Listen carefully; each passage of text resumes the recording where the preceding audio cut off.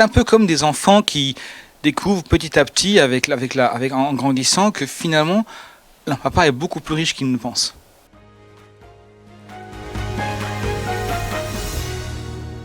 Je crois que justement que ce genre de message doit nous aider à découvrir tout ce à quoi nous avons accès.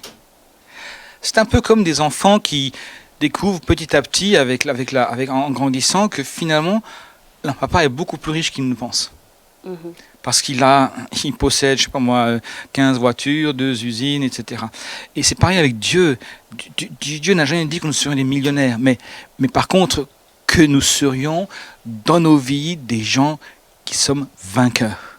Des gens à qui Dieu pourvoit à tous leurs besoins. La seule condition, c'est de croire et de marcher dans la justice. Et Matthieu 6, 33 dit ça. Il dit l'homme ne vit pas seulement de pain, mais de toute parole qui sort de la bouche de Dieu. On entend la parole et on marche avec justice. Et après, Dieu se plaît à donner au-delà, à donner par-delà. La bénédiction n'est pas tant le plus important que je dirais non.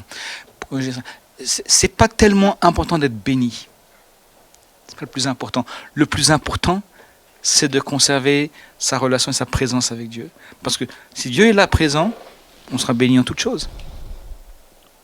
Mais la Bible parle du fait que Jésus a dit qu'il est venu afin que les brebis aient la vie et qu'elles soient dans l'abondance. Oui. Mais comment expliquer, après ce que tu viens de dire, que le Père, il a tout ce qu'il faut. Mais comment expliquer qu'en tant qu'enfant de Dieu, tous les enfants de Dieu, on va dire, n'ont pas accès aux richesses du Père? Parce que normalement, quand un père a 2 usines, l'enfant, il le sait. Donc, il sait qu'il ne va pas être en train de mendier son pain. Oui. Mais malheureusement, il y a des enfants de Dieu qui mendient le pain. Et donc, ça va un peu en contradiction de ce que la parole de Dieu dit. Comment faire pour avoir accès alors à cette provision-là? Je pense qu'il y a 2-3 éléments qui doivent être rajoutés. La première, c'est un élément qui est celui de l'éducation. Je m'explique.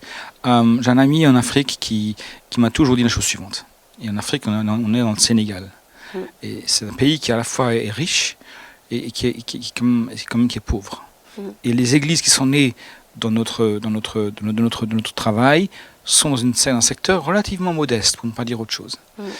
Et mon frère Eric m'a toujours dit la chose suivante, dit, on ne peut pas croire que l'évangile est une bonne nouvelle quand les gens sont dans une pauvreté noire. Et je suis d'accord avec lui.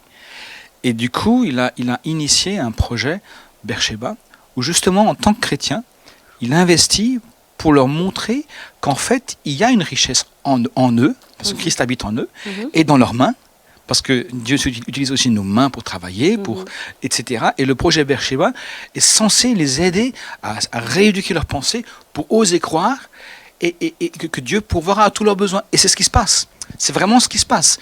Et je trouve que c'est aussi une croissance dans l'éducation.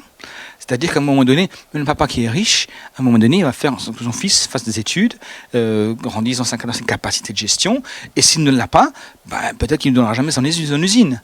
Mais il y a une question d'éducation aussi. Et nous avons besoin de savoir qui nous sommes pour entrer dans une dynamique où je peux dire, Seigneur, mais montre-moi comment je vais arriver. Montre-moi comment je vais arriver. Et est-ce que ça marche vraiment, ce qu'on raconte là?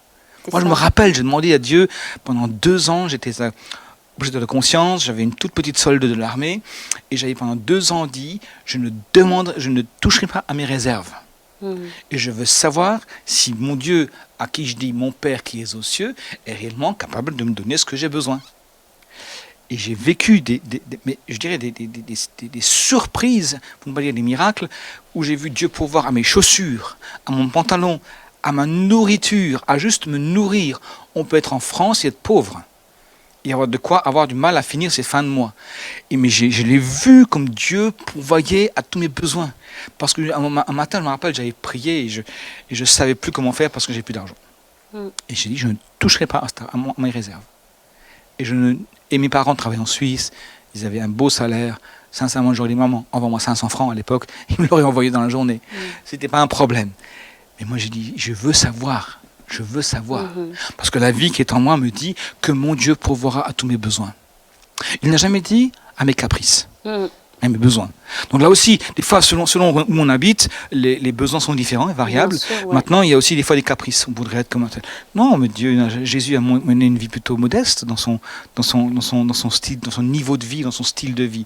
Mais il n'a jamais manqué de quoi que ce soit. Bien sûr. Et je crois aussi que ça, c'est vrai pour nous. Et donc, c'est Pascal, je crois, qui demandait. Pascal, je voudrais vous rassurer, vous dire, oui, on ne voit pas, mais en même temps, c'est une éducation à la foi et je crois vraiment à ce que je dis maintenant. Moi, j'ai connu des gens qui habitaient en Irlande dans les années 50. Madame était veuve, une chrétienne, et avec 3 garçons. 3 garçons. En Irlande, dans les années 50. C'était pas la grosse...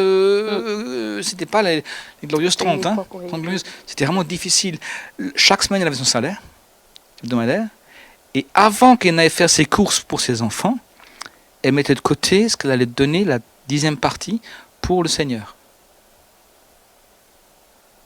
Mais elle a donné naissance à des fils et à des filles spirituels.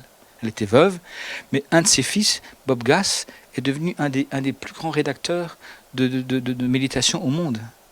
Mais lui a été marqué. Il a dit, notre mère prenait de l'argent de son salaire pour le mettre de côté, pour le dimanche le donner à l'église. Parce qu'elle a dit, je donnerai d'abord au Seigneur. Et vous savez quoi? Dieu a toujours pourvu abondamment à leurs besoins. Amen. Et c'est aussi une rééducation de nos pensées, de nos façons de voir, de nos façons d'être. Voilà. Paul a été des fois dans l'abondance, et il le dit, et des fois dans la disette. Ben oui. Donc même lui, dans une même vie, il a connu des extrêmes que nous pouvons connaître nous aussi. Personne ne nous garantit que dans les 20 ans qui viennent, tout sera toujours rose pour nous en Europe de l'Ouest. Mais ceci étant dit, Dieu est fidèle. Amen. Dieu est fidèle. Amen. Et Dieu donne toujours ce qu'il nous faut pour chaque quotidien. J'ai jamais vu, enfin, ça fait tellement longtemps que je vis avec le Seigneur que je peux vous dire avec toute honnêteté, Dieu a toujours été fidèle. Y compris dans les finances, y compris dans les besoins matériels, y compris dans la joie de vivre. Et des fois, on pense qu'on a besoin de tas de choses pour être heureux. C'est aussi une illusion qu'on nous fait vivre. Ce n'est pas vrai. J'ai pas besoin d'avoir fait visiter tous les coins du monde pour être heureux. J'ai pas besoin d'avoir acheté tous les vêtements que j'ai besoin. Et on peut vivre avec beaucoup moins et être heureux, parce que le bonheur ne dépend pas forcément de ce que je possède. Même si je comprends que certains en ont si peu que c'est parce qu'une insulte pour eux de dire que non, mais en même temps, je crois que Dieu est vraiment fidèle pour tous les croyants du monde entier. Donc, en fait, pour conclure, si j'ai bien compris ce que tu as dit, il y a un besoin de se mettre en action. Oui. Et d'exercer sa foi. Oui.